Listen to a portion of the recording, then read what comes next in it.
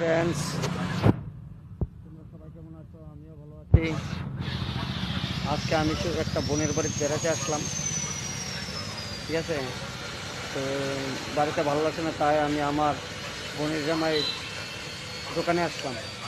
দেখো, এ হলো আমার বোনের জামাই দোকান, এ হলো দোকান।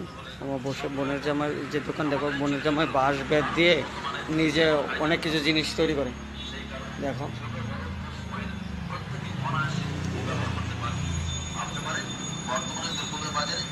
দেখো এগুলো কিন্তু সব কিছু নিজের হাতের তৈরি, ঠিক আছে।